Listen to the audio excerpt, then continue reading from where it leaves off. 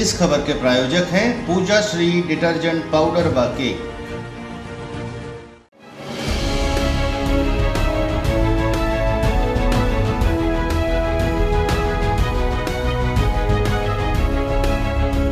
नमस्कार, मैं हूं केशव तिवारी और अलग अंदाज में ही रहती हैं खबरें हमारी। विंध्य क्षेत्र के नामचीन नेता, पूर्व मंत्री तथा वर्तमान में रीवा शहर के विधायक राजेंद्र शुक्ला का भी टिकट कट सकता है। यह सुनकर आप सभी को आश्चर्य भी होगा और ऐसा भी लगेगा कि मैं बकवास कर रहा हूं, लेकिन उच्च पदस्थ सूत्रों के माध्यम से जो सूचना है, उस सूचना के तहत इस बात की संभावना व्यक्त की जा रही है कि राजेंद्र शुक्ला को विधानसभा चुनाव नहीं लड़ाया जाएगा। जब भी प्रदेश अध्यक्ष की बात चलती है तो कई नामों के साथ राजेंद्र शुक्ला का भी नाम प्रदेश अध्यक्ष बनने वालों की दौड़ में शामिल हो जाता है। फिलहाल प्रदेश अध्यक्ष के परिवर्तन की बात तो टलती नजर आ रही है, लेकिन यदि परिवर्तन हुआ तो परिवर्तन होने के पहले राजेंद्र शुक्ल के भी नाम पर विचार किया जाएगा। भारतीय जनता पार्टी का संगठन वर्तमान में विधानसभा चुनाव की तैयारी के साथ साथ 2024 के लोकसभा चुनाव की तैयारी में भी जुट गया है।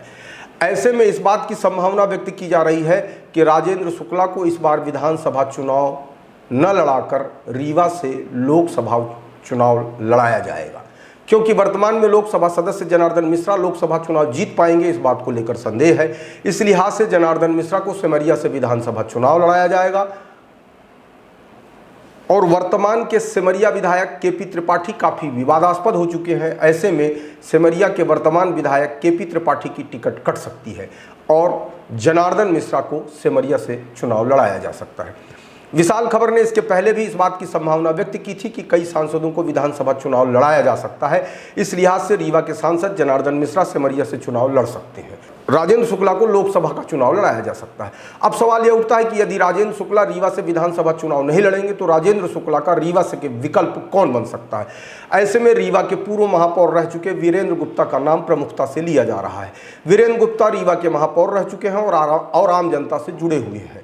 राष्ट्रीय स्वयंसेवक संघ भी उनके नाम पर तत्काल प्रभाव से सहमत हो जाएगा। हालांकि 2023 के विधानसभा चुनाव में भारतीय जनता पार्टी को एक सीट की पड़ी है। भारतीय जनता पार्टी जो 50 से 60 सीट जीतने वाली है, उनमें एक सीट रीवा भी है। जितने भी राजनीतिक विश्लेषक और सर्वे करने वाले हैं, वे रीवा विधानसभा को राजेंद्र शुक्ल के पक्ष में ही बताते हैं। भले ही कोई व्यक्ति कांग्रेस से चुनाव लड़े, राजेंद्र शुक्ला से जीतना इतना आसान नहीं है। हालांकि राजनीति के मैदान में बड़े बड़े दिग्गज भी चुनाव हारते देखे गए हैं।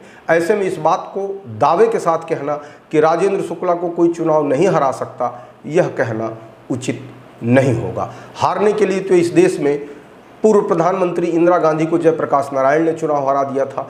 राजनीति के चाणक्य कहे जाने वाले अर्जुन सिंह को सुखलाल कुशवाहा ने चुनाव हरा दिया था। पिछले लोकसभा चुनाव में पूर्व मुख्यमंत्री दिग्विजय सिंह को राजनीति की नई नवेली प्रज्ञा ठाकुर ने चुनाव हरा दिया था। इतना ही नहीं, प्रतिपक्ष के नेता रहे अजय सिंह राहुल को भी चुरहट की जनता ने हार का स्वाद चखा दिया। इसलिए दावे के साथ यह कहना कि राजेंद्र शुक्ला चुनाव नहीं हार सकते, यह उचित नहीं होगा। लेकिन अतीत के आधार पर भविष्य की संभावनाएं व्यक्त की जाती हैं। उस आधार पर यह कहा जा सकता है कि राजेंद्र शुक्ला रीवा से चुनाव लड़े तो जीतेंगे। 2023 के विधानसभा चुनाव में भारतीय जनता पार्टी को एक सीट की पड़ी है। इस लिहाज से इस बात की संभावना व्यक्त की जा रही है कि पहले राजेंद्र शुक्ला को विधानसभा चुनाव लड़ाया जाएगा और यदि सरकार बन गई या नहीं भी बनी, उन दोनों परिस्थितियों में राजेंद्र शुक्ला को लोकसभा चुनाव भी लड़ा दिया जाए। जब राजेंद्र शुक्ला लोकसभा चुनाव जीत जाएंगे तो उन्हें विधानसभा से इस्तीफा दिला दिया जाएगा। रीवा की जनता को एक उपचुनाव का सामना करना पड़ सकता है। आपको हमारी खबरें कैसी लगती हैं, कमेंट बॉक्स में आके कमेंट कर सकते हैं, लाइक कर सकते हैं, शेयर कर सकते हैं। और यदि आपको हमारी खबरें अच्छी लगती हैं तो विशाल खबर चैनल को सब्सक्राइब करना न भूलें।